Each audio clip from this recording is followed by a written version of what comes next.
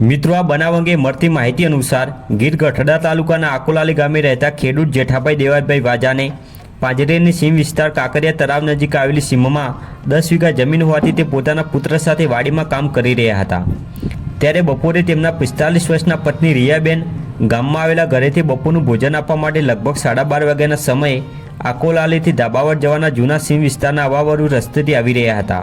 ત્યારે ધોરા દિવસે આ બેનને કોઈ અજાણ્યા લોકોએ રસ્તા વચ્ચે આતરીને તીક્ષ્ણ હથિયાર વડે ગળું કાપી નાખી મોતને ઘાટ ઉતારી દીધા હતા।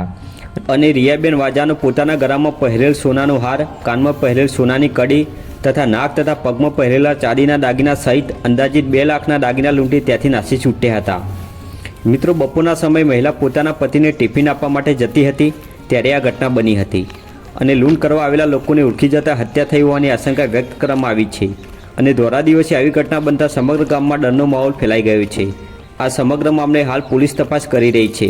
તો મિત્રો, આ ઘટના વિશે તમે શું કહેશો તે કોમેન્ટ કરીને જરૂર જણાવો।